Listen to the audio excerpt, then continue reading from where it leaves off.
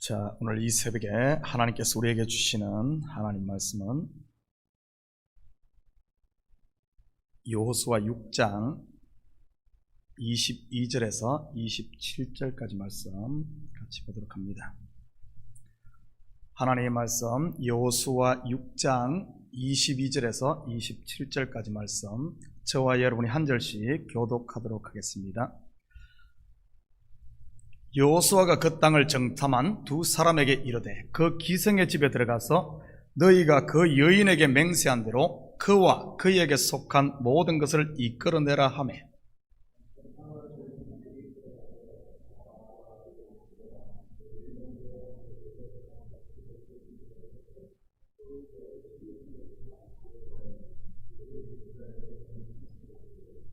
무리가 그 성과 그 가운데에 있는 모든 것을 불로 사르고 은금과 동철기구는 여호와의 집 곳간에 두었더라.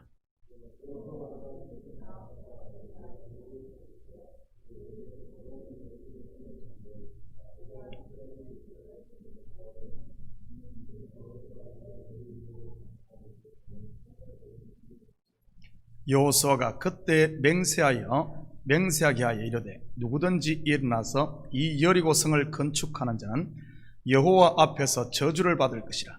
그 기초를 쌓을 때 그의 맏아들을 잃을 것이요 그 문을 세울 때 그의 막내 아들을 잃으리라 하였더라.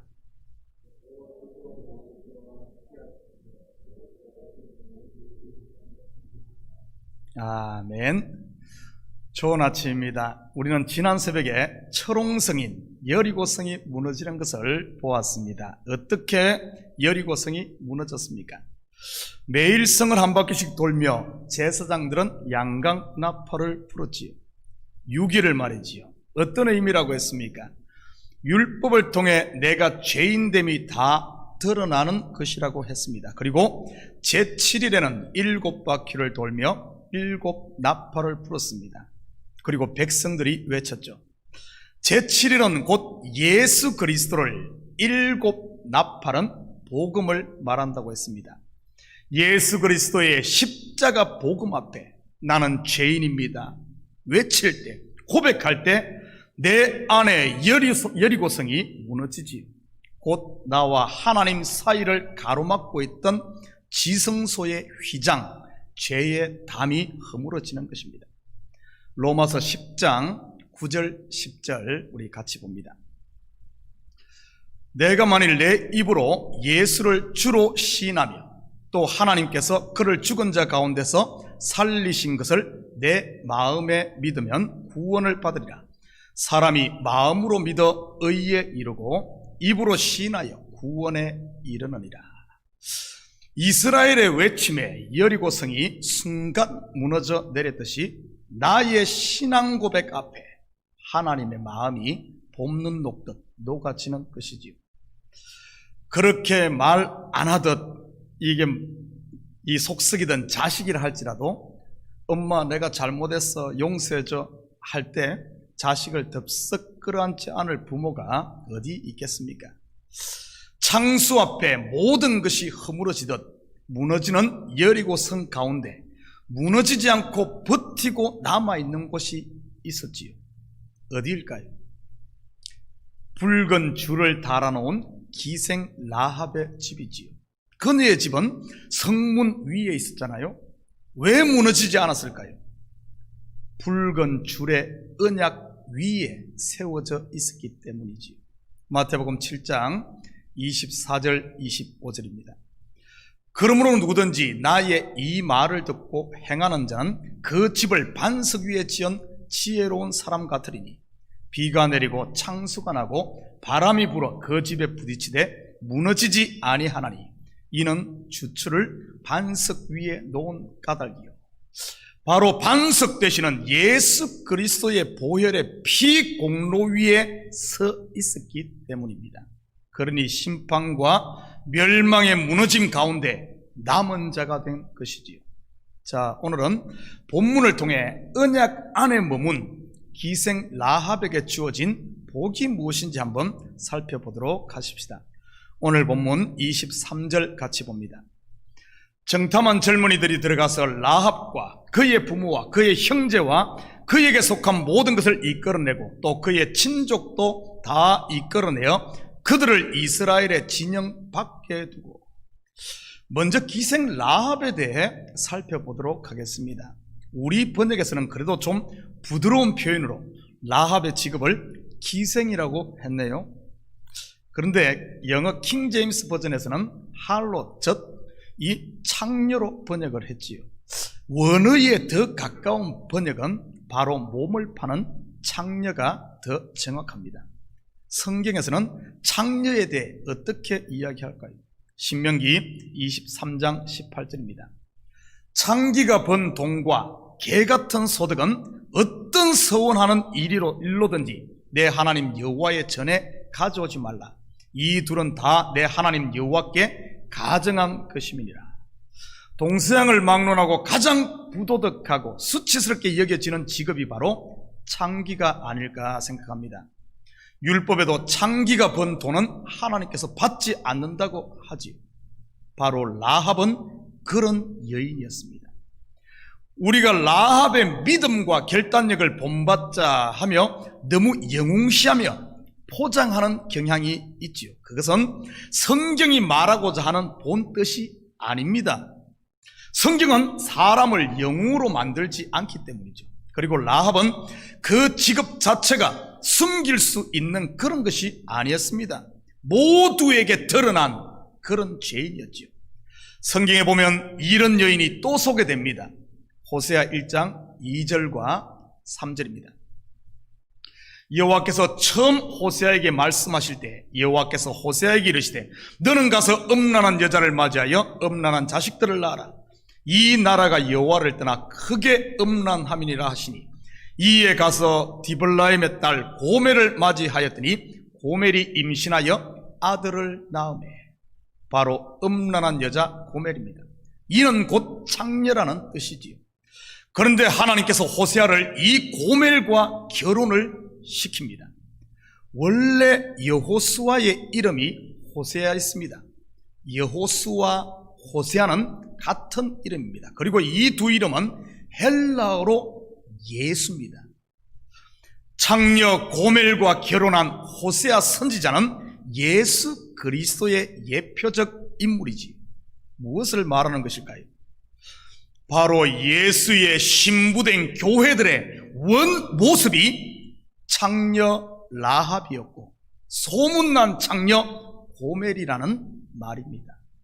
부끄럽지만 바로 저와 여러분의 옛 모습이 말이지요. 이는 나라는 존재는 이미 더러워질 대로 더러워져서 도저히 구제 불가한 상태였다는 말입니다. 은혜 아니고서는 다른 방법이 없는 그런 상태. 신약에서는 이 창녀의 상태를 이렇게도 묘사하고 있지요. 누가복음 23장 33절입니다. 해골이라 하는 곳에 이르러 거기서 예수를 십자가에 못 박고 두 행악자도 그렇게 하니 하나는 우편에 하나는 좌편에 있더라. 41절에서 43절 계속해서 같이 봅니다. 우리는 우리가 행한 일에 상당한 보응을 받는 것이니 이에 당연하거니와 이 사람이 행한 것은 옳지 않은 것이 없느니라 하고 이르되 예수여 당신의 나라에 임하실 때 나를 기억하소서니 예수께서 이르시되 내가 진실로 내게 이르노니 오늘 내가 나와 함께 나곤에 있으리라 하시니라.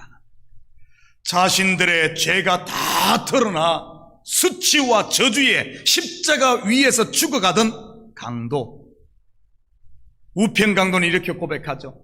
당신의 나라에 임하실 때 나를 기억하소서. 기생 라합의 고백 아닙니까? 여호수아 2장 12절에 13절에 보면은 기생 라합도 이렇게 고백합니다. 청하노니 너희가 이 성에 들어올 때 나와 나의 부모와 형제를 죽음에서 건져내라. 남편 6을 두었던 사마리아 수가성 여인도 같은 맥락이지요.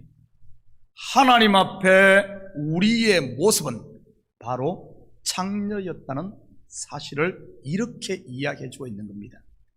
개혁주의 신학의 대부로 불리는 존 칼빈은 이것을 인간의 전적 부패라는 단어로 표현을 했습니다. 이 전적 부패는 오직 은혜 외에는 다른 처방이 없지요. 그래서 구원은 오직 그분의 은혜로만 가능한 것입니다. 그렇다면 이러한 창녀였던 기생 라합이 언약 안에 들어와서는 어떻게 되었을까요? 25절 같이 봅니다.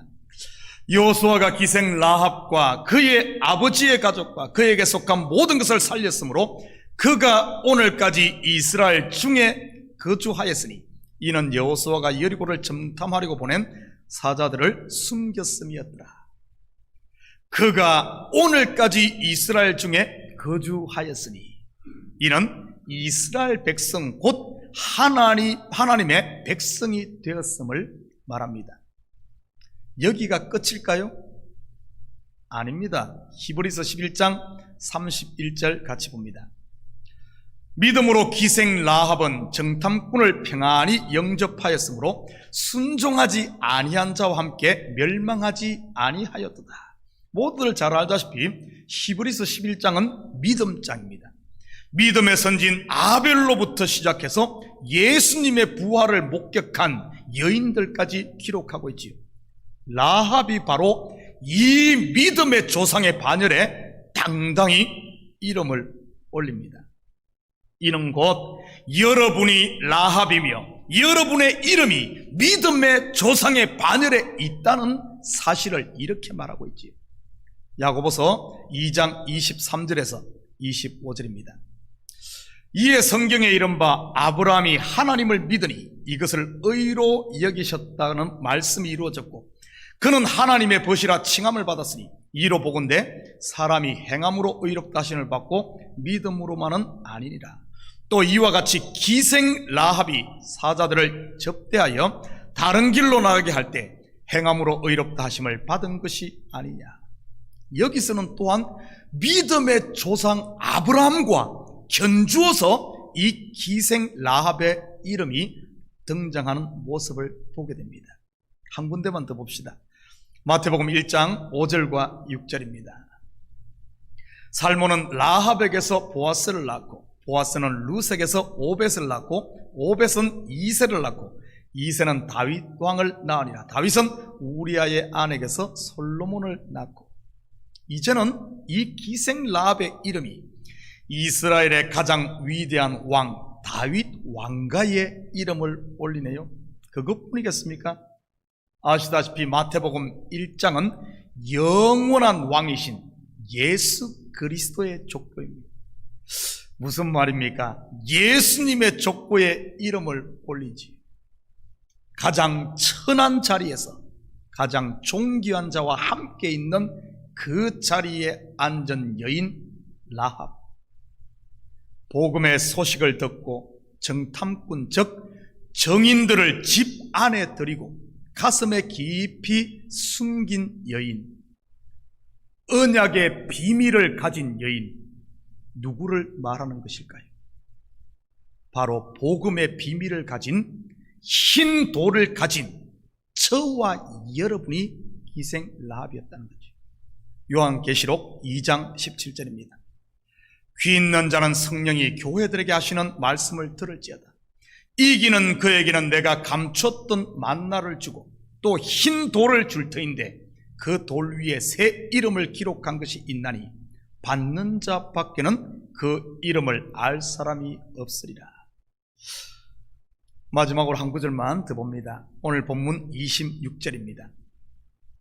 여호수아가 그때 맹세하게 하여 이르되 누구든지 일어나서 이 여리고성을 건축하는 자는 여호와 앞에서 저주를 받을 것이라. 그 기초를 쌓을 때 그의 맏아들을 잃을 것이요 그 문을 세울 때 그의 막내 아들을 잃으리라 하였더라. 여호수아의 저주라고 일컬어지는 이 저주 실제 역사 가운데 일어납니다. 열왕기상 16장 34절입니다. 그 시대에 베델 사람 히엘이 여리고를 건축하였는데 그가 그 터를 쌓을 때 맏아들 아비람을 잃었고 그 성문을 세울 때 막내 아들 서굽을 잃었으니 여호와께서 눈의 아들 여호수아를 통하여 하신 말씀과 같이 되었더라. 그 시대는 북이스라엘의 아합 왕 때를 말합니다. 이때 히엘이 여리고를 건축하다가 여호수아의 저주가 임하지요. 그렇다면 히엘이 저주를 받았으니 이제 저주가 풀린 겁니까? 아니면 자식이 없는 사람이 건축하면 저주가 임하지 않는 것일까요? 장자와 막내가 죽는다고 하니까요 말이죠. 그렇다면 이 여호수아가 말한 이 저주의 영적 의미가 무엇인지 우리 한번 살펴봐야 됩니다. 여리고성 정복의 가장 큰 의미가 무엇이라고 했습니까? 바로 첫 열매라고 했지요. 성경의 첫 열매는 예수 그리스도를 말합니다. 즉 이 의미는 구원은 오직 예수 그리스도의 십자가의 은혜로만 된다는 말입니다. 기초의 틀을 놓을 때 장자가 죽고 문을 달 때 막내가 죽는다고 하네요. 바로 바벨탑을 쌓아 자기들의 이름을 내려고 하다가 오히려 무너져 흩어진 그들처럼 말이지요. 구원은 예수의 이름 위에서만, 여리고가 무너지듯이 예수의 십자가 위에서만 구원이 완성된대. 이 틀을, 다른 틀을 닫고 다른 이름을 내려고 하는 그 존재에게는 장자와 막내가 죽는다는 말은 그 이름이 끊쳐진다는 이런 의미입니다. 사도행전 2장 12절 한 절 볼까요? 다른 이로서는 구원을 받을 수 없나니 천하 사람 중에 구원을 받을 만한 다른 이름을 우리에게 주신 일이 없음이라 하였더라. 여러분, 구원은 오직 예수 그리스도의 은혜로만 되어집니다. 이 틀을 두고 혹시 우리는 지금 다른 틀을 세우고 있지 않나요? 예수의 이름 불러서 다른 것을 가미해서 내 어떤 노력이나 내 의나 내 자랑이나 다른 틀을 세울 때 장자가 죽습니다. 장자란 말은 내 이름을 남길, 내 이름을 물려줄 아들을 장자라 그러거든요. 그 아들이 죽는다는 것은 예수 외에 다른 이름으로 구원을 얻으려고 하는 자에게는 저주가 있을지어다. 이름이 끊쳐진다는 뜻이에요. 막내가 죽는다. 장자부터 막내란 것은 완전히 아들 전체를 이야기하는 것으로 끝난다는 거죠. 이 시대 보면 안타깝게도 너무 많은 사람들이 지금 여리고성을 건축하고 있어요. 다시 세우고 있어. 다시 세우고 있어요. 시엘처럼 다른 이름으로 구원 얻으려고 해요. 혹시 우리 속에 그런 건 없습니까? 우리 자신을 돌아보십시오. 우리는 전적인 더 이상 소망이 없는 그런 창녀 라합이었다는 사실. 소망 없는 그 가운데 오직 은혜로만, 하나님의 은혜로만, 예수의 피로만, 그 언약으로만 우리가 살아난 존재인데 조금 살만하니까 언제 그랬는지 이스라엘 백성들이 하나님 떠나듯이 다시 다른 이름 우상을 찾고 바알을 찾고 차기를 찾고 하는 모습이 이 시대 교회의 모습은 아닌지 우리 한번 살펴봐야 됩니다. 사랑하는 성도 여러분, 내가 바로 창녀 라합이었음을 잊지 마십시오. 가장 천한 나를 그분의 십자가 은혜로 가장 존귀한 하나님의 아들 그리스도의 신부된 행운아가 여러분임을, 혹시 여러분 속에서 베델 사람 히엘처럼 은혜 외에 다른 틀을 쌓아 내 이름을 내고 싶은 육신의 유혹이 있다 할지라도 여러분 십자가 그 은혜로 이기시고 오늘 하루도 하나님의 자녀로 그리스도의 신부로 당당하고 거룩하게 사는 하루가 되시기를 주님의 이름으로 축복합니다. 우리 기도합니다. 사랑의 아버지 하나님, 참으로 감사를 드립니다. 은혜는 왜 이렇게 쉽게 잊어버리는 줄 모르겠습니다. 하나님, 우리의 연약함을 아시는 주님, 이 새벽도 내가 연약하기에 하나님 앞에 엎드릴 수밖에 없는 아버지란 존재임을 다시 고백하며 이 아침에 주님 우리에게 믿음을 주셔서 아버지 하나님, 다시 이 십자가의 은혜를 부여잡는 저희들 되게 하시고, 악한 사단 마귀는 끊임없이 우리를 유혹하여 바벨탑을 우리 마음 가운데 다른 틀을 놓고 문을 달고 아버지 하나님, 우리의 이름을 내라고 유혹하지만 하나님, 그 유혹에 대해서는 과감히 노라고 답할 수 있는 담력을 주시고 믿음 주시고, 온전히 오늘도 은혜 아래서 감사하며 찬양하며 주님의 은혜를 증거하며 사는 그리스도인의 삶이 되게 도와주시옵소서. 감사드리며 예수님의 이름으로 기도드립니다. 아멘.